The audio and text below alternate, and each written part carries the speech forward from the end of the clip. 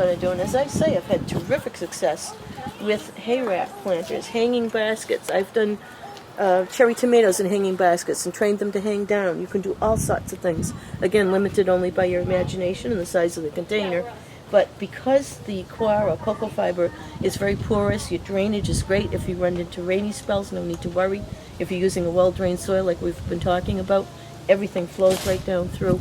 You water them once a day and they're great. And we're going to use the same exact mix that we've been using. In this case, there is no need for drainage stone, obviously, because the drainage is going to be complete as it is. We're going to use some nice trailing mint. We've got some beautiful orange mint here with some great runners on it. Just happened to come across that, so I couldn't resist having those coming out too. As I said, I've also grown peppers in these and had super success with them. So we'll include a couple of peppers. The yellow banana peppers would be really appropriate for a small container like that. I've grown bigger hay racks with bigger peppers, but this will work fine. So then we want to get into grabbing our soil here. And pardon me for having to keep turning, but here we go. And we start out with a good layer of this beautiful mixed soil that we've got done. And thank you, Jill, for preparing it ahead of time. So the next choice is just deciding what we're going to put in it. And I think for the center, I'd like to see something tall. And I know this sounds odd, but I've done it before and it worked out really, really well. It gave me a nice little bit of height in the center. This is a plant called Lemon Verbena. It's gorgeous. The scent is just wonderful. And my favorite thing with herbs is just to run by when I'm working in the garden, get the oils on my hand and take a smell. It's just wonderful. And this is not a hardy plant, but you could probably cut it back and bring it in if you have a nice sunny window and keep it over the winter. But that lemon smell is terrific. You can make lemon verbena tea and all kinds of things out of it.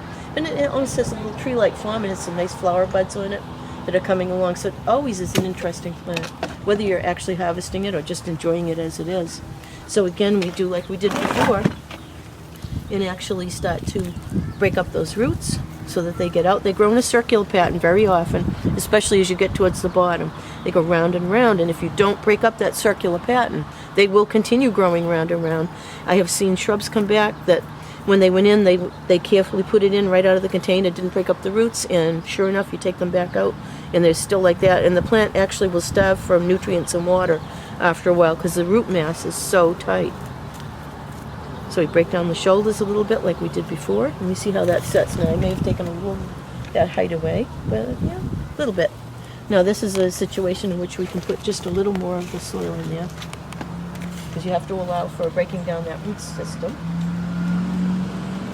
Maybe one more scoop, I think will be about right. Perfect. Now we want to get in there with some of the peppers, and this happens to be Cubanelle, which is a sweet banana pepper, and they are a chunky little plant once they get going. I've grown them in the hay racks before. I've also grown the California Wonders in it. I know it seems crowded. It's crowded, much more crowded than you would do in the garden, but in a container, you can get away with it. It's really amazing. They'll have enough room to fill out and actually bear for you. And again, because they're going to be hanging on the top of a fence, perhaps up in a higher spot, they're going to get really good air circulation, so and the bee activity will be good, so the pollination will happen even in a better fashion than it would in a whole garden bed. This is where the fun part comes, the design element. I think maybe a little lemon balm would look nice in here. Let's try that. And this lemon balm, by the way, I purposely didn't prune it. I obviously could use a little bit of grooming and cutting back. This is also in the mint family, and because when you cut it back, it immediately starts to branch out and grow. You could literally harvest a lot of this right now, cut way back down in here. And when you cut back, you're always cutting back above leaf joints. So right in these areas right here is where you would want to cut back. Cut that main stem back right there. You have two nice growing points there. Those will immediately start to grow, those dormant, and the dormant buds just above them. So you get lots of regrowth. You get a lower, fuller plant that keeps on going for the rest of the summer. So I left it long so that you could see how you could have a lot of potential with that. And again, you could harvest it to use it now. You could even root up cuttings. And a tip on herb gardens is as you get towards fall and you want to bring some herbs inside, if you have herbs in the ground, make cuttings. And cuttings come along sooner than herbs sown from seed. They're very easy to root. They'll root in about 6 weeks on a windowsill that doesn't get a hot sun, just a good light, kind of a nice bright light. A little bottom heat if you have that, and just rooting the cuttings works really well. It's a nice way to have a nice kitchen garden on the windowsill. if you have a nice one, sunny windowsill. So that we'll tuck this one in the corner. A little long, but it will get back into trailing again quite soon, especially after you harvest some of these long ends. They'll branch out and they'll send their way, go their way downwards. I had one in Hayrack for a long time, did very well. Put a little bit of soil there, so we get it at the right height. Yeah. Now, we have room for 2 more candidates, and I think probably Rosemary ought to be one of them for sure. That would be a nice choice in there.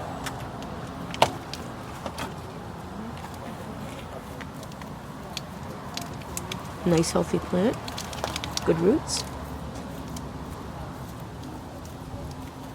You can find trailing rosemary too, and that certainly would be another option. I have trailing rosemary in a hanging basket, one of the cocoa fiber. They're great.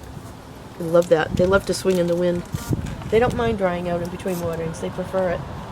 We'll give that one a little bit more of a boost. It's a little bit low. And that's what happens as you go through and break away a little bit of the root structure and all. You start to get uneven heights on your root ball, so you just have to adjust as you go. The basil's going to be too big for that, so what else do we want in here? Well, those are going to use later. I've got designs on all these. Well, you know what? I think maybe a little bit of the golden sage again, just for that color interest. A little variegated leaf in there would be quite pretty.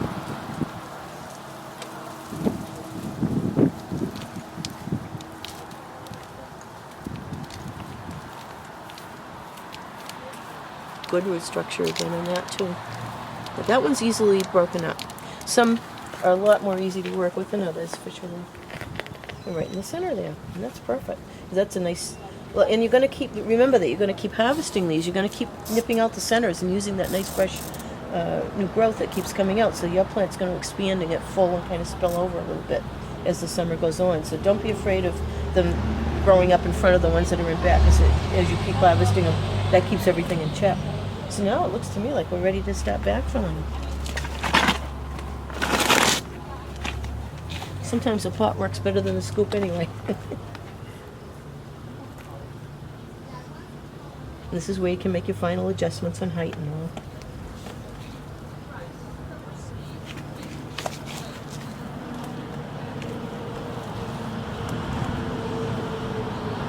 Firm it down well.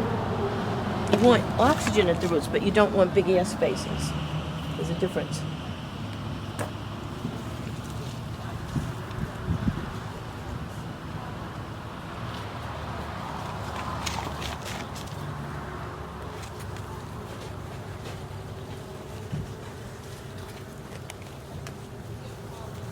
So if you don't have a lot of land, you still can have an awful lot of fun on a beautiful day like this, getting out there and enjoying the sun and the breeze and doing your planting anyway.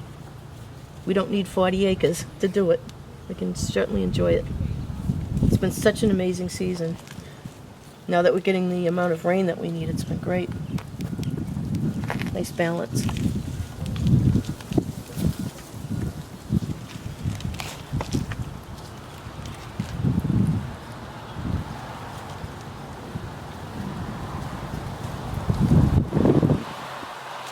Be sure you get it firmed down well into all those little pockets. You're quite likely to leave air pockets if you don't really firm that down well.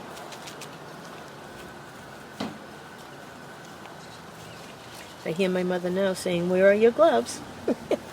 But I feel like I can tell what I'm doing a little better without the gloves.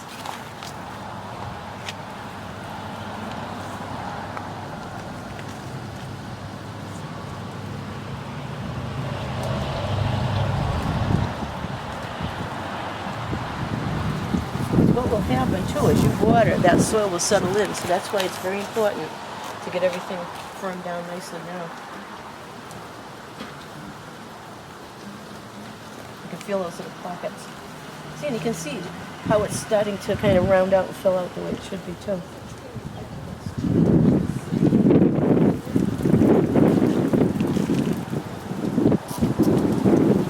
Amazing how much soil actually fits in here. just when you think you're almost done, you find a couple more pockets. You're getting there, I think, though. Feels like it's almost done. Right here.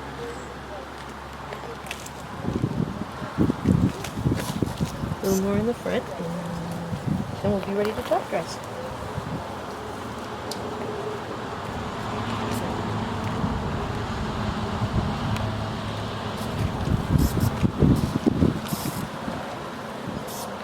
Always leave yourself what's called headspace or room to water.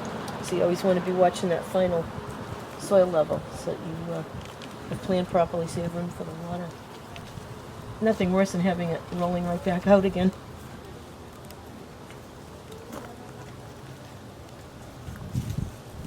And I think that's going to be about it. Seems firm everywhere now.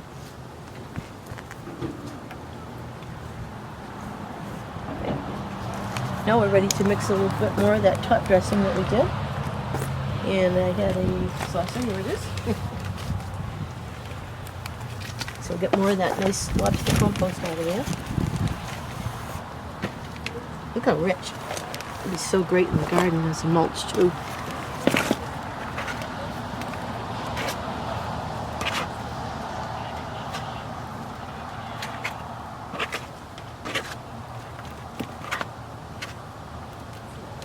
Add a little bit more of that nice fertilizer, lobster and kelp fertilizer in there.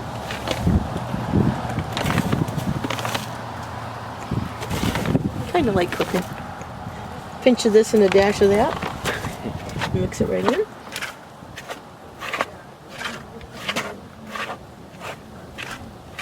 This is actually one of my favorite things in gardening. Getting the hands in the earth and the compost and all. It's great. So we just kind of top dress along so those surface roots will be able to access that fertilizer as well.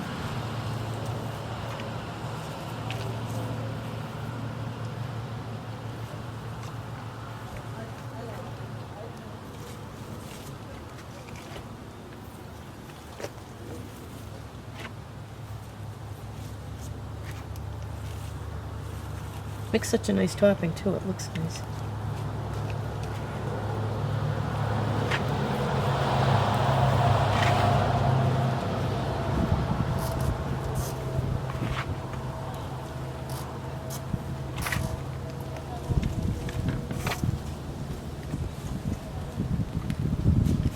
And there we are. I think that's pretty well set. This one I think I'll wait to water. Filter off camera because I can see what's going to happen here because it's going to run right down into the bags down below. So we'll hold off on that for a little bit and we'll give it a drink after. But it ought to work out just fine. And there we have a nice hay rack. Now the same principle would be if you were growing herbs in hanging baskets. The same kind of principle will work. What I wanted to mention and what we'll do in the next big project we have with the tomato coming up is to work in a little color. Now there's no reason, and I have bigger baskets at home, but if I have a 36-inch or 30-inch one, that I wouldn't pop in a little bit of color in there. Why not? You know, if you want, it's all shades of green, it's all interesting, it's all nice textures. But if you want a little pop of color, why not put a little osteospermum and a little bit of salvia in there? You know, they play well off each other, and they would brighten the whole thing up. You could put a little bit of trailing lobelia in the front. The little blue bit would be pretty. So there's a lot of possibilities there. Don't limit yourself to all one thing or all the other. Mix them up a little bit, and you'll really enjoy it.